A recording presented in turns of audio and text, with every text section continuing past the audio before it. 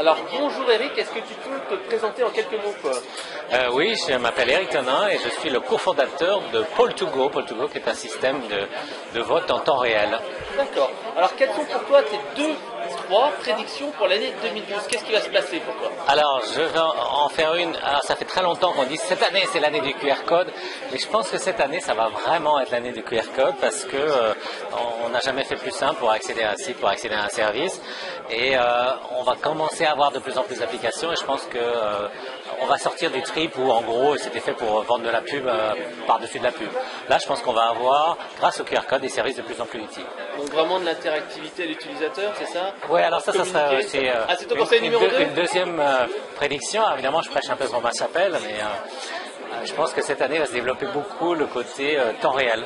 Temps réel? Ouais, temps réel. Donc en fait, on va avoir plus de dialogue, beaucoup plus immédiat avec ses consommateurs. Alors sur Internet, lors de conférences, avec Poll2Go, mais également avec Twitter, avec la mobilité, c'est ça?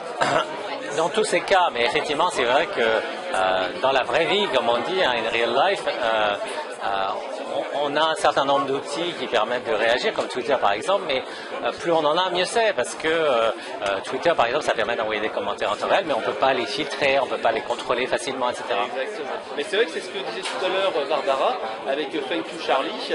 C'est par exemple quand on a oublié de fêter la Saint-Valentin ou pour remercier quelqu'un, hop, on lui envoie immédiatement un cadeau et tout de suite l'impact est hyper fort parce qu'on l'immédiateté, on a réagi. Et c'est vrai, comme tu dis, cet aspect de temps réel, ça devient quelque chose d'important et les outils maintenant permettent de le faire. Oui, alors en fait, on pourrait presque en faire une troisième prédiction, notamment dans le terme de l'e-commerce. C'est que effectivement, en gros, maintenant, on ne veut plus attendre. On ne veut plus attendre de se faire livrer. Et alors, il y a un certain nombre d'opérateurs qui ont commencé à faire ça. Il y a Amazon aujourd'hui. Amazon livre quasiment dans la journée si on commande avant une certaine heure, enfin, notamment dans les grandes villes, évidemment. Darty a fait quelque chose de très très intelligent. On commande sur le web et 1 à 2 heures après, on est averti par SMS et on va retirer tout. On n'a plus besoin d'attendre et on a les prix du web. Donc et puis, c'est l'achat d'impulsion. Des systèmes comme Thank You Charlie, hop, tout de suite on a son cadeau. On va le soir chez des gens, on n'a pas pensé à une idée, ben là on peut récupérer son cadeau. Voilà, ça c'est très important. Je pense que c'est logistiquement parlant, c'est compliqué évidemment, mais c'est vraiment en train de se développer. Voilà, tout à fait. Ça c'était tes trois prédictions. Et pour toi, quels sont tes trois conseils pour être sûr de foirer, mais véritablement foirer 2012? Qu'est-ce qu'il faut surtout pas faire? Alors, je pense que une des premières choses, c'est de ne pas penser global. Beaucoup de start-upers commencent à se dire bah tiens, on va se développer sur la France, si ça vient en France, on va aller en Belgique, et si c'est bien en Belgique, on va aller en Suisse, et puis après peut-être on fera le grand saut et on va aller aux États-Unis. Aux États-Unis, là ça c'est un autre problème. Mais on va, ne serait-ce qu'en Europe, en fait, sur Internet, en gros, il n'y a pas de frontières. Il n'y a aucune raison qu'il y ait des frontières. Donc il faut la langue à la rigueur. La langue, mais la langue, c'est facile.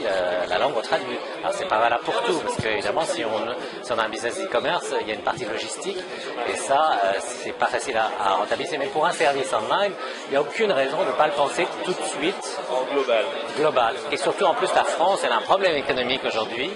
Et la seule façon qu'on a de le résoudre, c'est d'aller vendre aux étrangers, d'aller vendre aux gens qui ont de l'argent, d'aller vendre aux Américains, d'aller vendre aux Chinois, d'aller vendre aux Brésiliens. Et ça, c'est capital. Par 10, par 100, par 1000 son marché au lieu de rester uniquement sur le franco-français. Exactement. Et surtout, on va vendre à des gens qui ont des besoins. Parce qu'aujourd'hui, les Français, grosso modo, ils sont tous équipés, ils ont tous un frigo, ils ont tous une télévision, ils ont tout ça. Donc en gros, on ne voit pas trop pourquoi ils iraient acheter quelque chose en plus. Alors que les Brésiliens, les Chinois, etc., ils sont avides de consommer. Donc il faut aller leur vendre. Donc allez penser global. Donc la première chose, c'était ça. Ne pas penser juste local.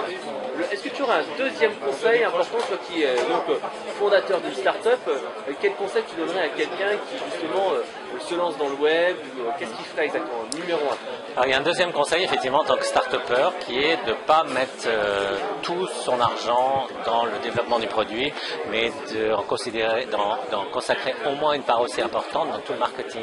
En gros, c'est formidable, on fait un bon produit, ça marche, c'est impeccable, mais qu'est-ce qui se passe après? Il faut le faire connaître, parce que lancer un produit dans le noir, comme avait dit Ogilvy, ça ne sert à rien, puisqu'en fait, personne ne va en avoir connaissance. Exactement. Et le troisième conseil pour ne surtout pas foirer 2012? La troisième raison pour laquelle on pourrait foirer son année, c'est d'être trop pessimiste. C'est vrai que la France n'est pas top en ce moment et qu'on a quelques problèmes, etc. Mais c'est le moment de retrousser ses manches et de se dire, ok, on passe dans une période difficile, mais il n'y a pas de raison qu'on ne s'en sorte pas. Et il y a des gens qui, à l'extérieur de chez nous, il y a des gens qui ont envie d'acheter des produits, il y a des gens qui ont envie de faire des choses. Et ben, il faut se lancer dedans, il faut se lancer dans la bagarre et pas se laisser embringuer par la morosité ambiante qui est un peu pesante, je dois reconnaître. Donc il faut être créatif. Et comme on dit, en France, on n'a pas de pétrole, mais on a des idées, c'est ça. Et donc faire marcher sa matière grise et trouver des idées innovantes, etc. Je crois que tout simplement, il faut observer ce qui se passe autour de soi. Quand on est créatif, bien sûr, il faut être créatif, mais il ne faut pas être créatif n'importe comment. Il faut savoir répondre à un besoin. Donc, ça veut dire qu'il faut d'abord...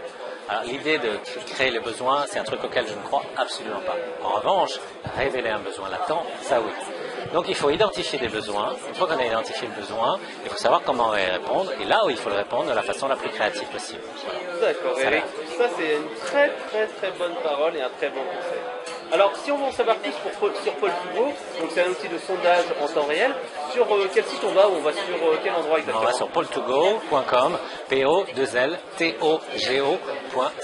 tout simplement. Et donc, il y a une version d'essai? En fait, il y a une version même totalement gratuite puisque c'est gratuit jusqu'à... En fait, on fait payer au nombre de votes, donc en fonction du nombre de gens qui votent. Donc jusqu'à 20 votes, c'est entièrement gratuit. Donc ça permet de tester.